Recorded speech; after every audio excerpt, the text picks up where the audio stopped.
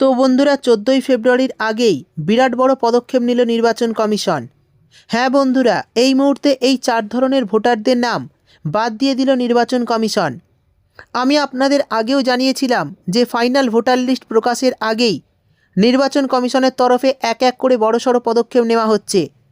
তেমনি আজ আরও একটি বড় পদক্ষেপ নিল নির্বাচন কমিশন। 4 ধরনের ভোটারের নাম আজকেই বাতিল করে দেওয়া হলো। তো কী কারণে এই 4 ধরনের ভোটারের নাম বাতিল করে দেওয়া হলো সেই বিষয় আজকের ভিডিওতে আমি আপনাদের বিস্তারিতভাবে জানাবো। তো সেই জন্য ভিডিওটি কিন্তু আপনাদের জন্য খুবই গুরুত্বপূর্ণ হতে চলেছে। যদি আপনি আমাদের চ্যানেলে নতুন আসেন তাহলে চ্যানেলটি সাবস্ক্রাইব করে পাশের নোটিফিকেশান বেলটি অল করতে ভুলবেন না। তো চলুন ভিডিও শুরু করি। তো বন্ধুরা, নির্বাচন কমিশনের তরফ থেকে এই মুহূর্তে বড়সড় পদক্ষেপ নেওয়া হয়েছে। এই এসআইআরের হিয়ারিং অর্থাৎ শুনানি পর্বকে নিয়ে এই বিষয়ে আপনারা সকলেই জানেন। এরই সঙ্গে আরও একটি গুরুত্বপূর্ণ আপডেট আমি আপনাদের আজকের ভিডিওতে জানিয়ে দেব। আজকের মধ্যেই সমস্ত হিয়ারিংয়ের প্রসেস কমপ্লিট করতে হবে, কারণ আজ 7ই ফেব্রুয়ারি। এখনও 8 থেকে 10 লক্ষ যে ভোটারের হিয়ারিং হয়ে গিয়েছে তাদের যে ডকুমেন্টসগুলি রয়েছে সেই ডকুমেন্টসগুলো আপলোড করা বাকি আছে। তাদের আজকের মধ্যেই ডকুমেন্টগুলি আপলোড করে দেওয়া হবে।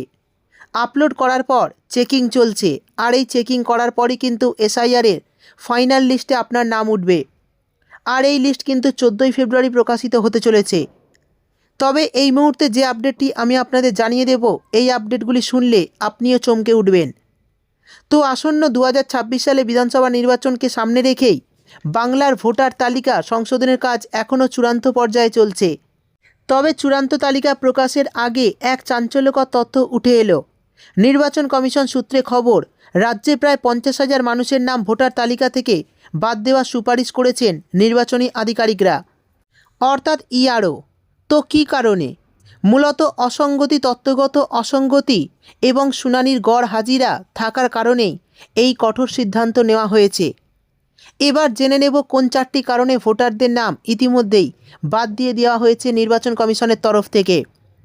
প্রথমেই বলা হয়েছে যারা অনেক দিন থেকে এলাকায় নেই বা নিখোঁজ, অর্থাৎ যে সমস্ত বাড়িতে বিএলওরা গিয়েছিলেন অ্যানুমারেশন ফর্ম দিতে, বারবার যাওয়ার পরেও তাদের কোনো খোঁজ মেলেনি, সেই সমস্ত ভোটারদের নাম কিন্তু এসআইআরের ফাইনাল লিস্ট থেকে বাদ দিয়ে দিল নির্বাচন কমিশন। অর্থাৎ এই সমস্ত ভোটারদের নাম কিন্তু এসআইআরের ফাইনাল লিস্টে উঠবে না। এরপর বলা হয়েছে যাদের তথ্যে অনেক বেশি অসঙ্গতি রয়েছে এবং তা সংশোধনের জন্য কোনো প্রমাণ পেশ করাই হয়নি, অর্থাৎ যারা বাবা মায়ের নাম দিয়ে ফর্ম ফিল আপ করেছেন কিন্তু অসঙ্গতির কারণে তাদের যে মারাত্মক কিছু ভুল রয়েছে বা মারাত্মক সমস্যা রয়েছে সেগুলি প্রমাণের জন্য তারা কোনো নথি সাবমিট করেননি, তাদের নামও কিন্তু বাতিল করে দেওয়া হয়েছে। অর্থাৎ যদি আপনার কাগজপত্রে কোনো ভুল থেকে থাকে আর সেই ভুল কাগজ যদি সঠিক প্রমাণের জন্য কোনো কাগজপত্র আপনারা জমা না করে থাকেন তাহলে আপনারও নাম কিন্তু বাতিল করে দেওয়া হবে। এরপর বলা হয়েছে বিদেশি নাগরিকদের লিস্টে থাকা প্রায় 3,000 ব্যক্তির নাম এই বাদ পড়ার তালিকায় রয়েছে, অর্থাৎ যারা বিদেশি তাদেরও নাম কিন্তু এই বাদ পড়ার তালিকায় রয়েছে। 4 নম্বরে বলা হয়েছে আনম্যাপড ভোটার, অর্থাৎ যাদের পুরনো কোনো রেকর্ড খুঁজে পাওয়া যায়নি, তাদের মধ্যে অনেকেই এই লিস্টে পড়েছেন। আনম্যাপড ভোটার রয়েছে, অর্থাৎ আনম্যাপড ভোটাররা যারা ছিলেন তাদের মধ্যে যে সমস্ত ভোটারদের হিয়ারিংয়ের জন্য ডেকে পাঠানো হয়েছিল সেই সমস্ত ভোটার প্রয়োজনীয় নথি না দিতে পারেন তাহলে তো নাম বাতিল হবেই। অর্থাৎ আনম্যাপড ভোটারদের যাদের হিয়ারিংয়ে ডাকা হয়েছিল তারা যদি উপযুক্ত ডকুমেন্টস হিয়ারিংয়ে সাবমিট করতে না পারেন তাদের তো নাম বাদ দেওয়া হবেই। কিন্তু যে সমস্ত আনম্যাপড ভোটারদের পুরনো কোনো রেকর্ডই খুঁজে পাওয়া যায়নি সেই সমস্ত ভোটারদের নামও কিন্তু বাতিল করা হয়েছে। তো এই যে 14ই ফেব্রুয়ারি এসআইআরের ফাইনাল তালিকা প্রকাশ হবে, এই নিয়ে অনেকেই চিন্তায় রয়েছেন যে আমার নাম উঠবে তো, বা আমি সমস্ত ডকুমেন্টস যে হিয়ারিংয়ে দিয়েছি সেগুলো ঠিকঠাক দিয়েছি তো, যদি নাম না ওঠে তাহলে কি হবে? তো এই বিষয়ে আপনারা চিন্তা করবেন না। যদি আপনার ধরুন যে 14ই ফেব্রুয়ারির ফাইনাল লিস্টে আপনার নাম উঠল না, তারপরেও আপনারা দুইভাবে আবেদন করতে পারবেন। ডিইওর কাছে গিয়ে বা সিইওর কাছে গিয়ে আবেদন আপনারা করতে পারবেন।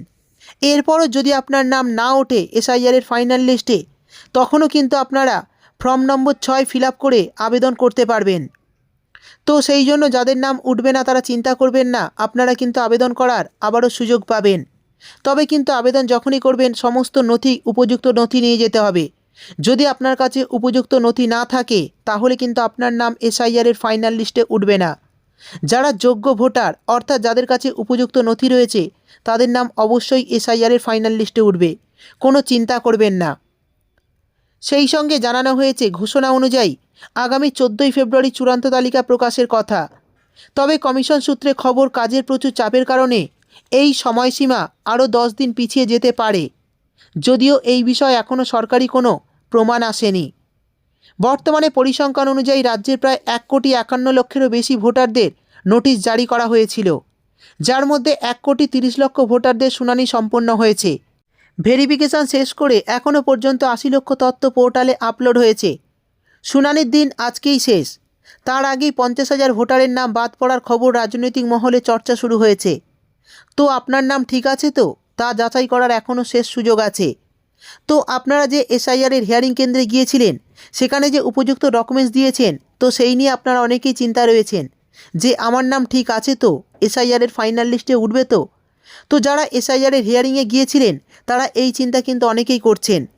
তো যদি কেউ যে নির্বাচন কমিশনের তরফ থেকে 13টি নথি যে ধার্য করা হয়েছিল তার বাইরে অন্য কোনো নথি দেন, তাহলে অতি অবশ্যই আপনার নিকটবর্তী বিএলওর সাথে যোগাযোগ করুন এবং আপনি যে হিয়ারিং কেন্দ্রে গিয়েছিলেন সেই হিয়ারিং কেন্দ্রে যোগাযোগ করুন ইআরওর সঙ্গে, এবং যে ভুল নথি দিয়েছিলেন সেই ভুল নথিটা বাদ দিয়ে যে সমস্ত নথিগুলোর কথা বলা হয়েছে সেই উপযুক্ত নথি যদি আপনারা জমা দিয়ে দেন তাহলে আপনাদের নাম এসআইআরের ফাইনাল লিস্টে উঠে যাবে।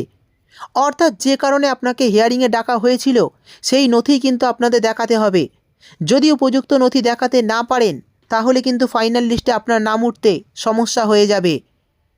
এই বিষয়ে যদি আপনার কিছু জানার থাকে অবশ্যই কমেন্টে জানাবেন। ভিডিও ভালো লাগলে একটি লাইক দিয়ে চ্যানেলটি সাবস্ক্রাইব করতে ভুলবেন না। দেখা হবে পরের একটি ভিডিওতে।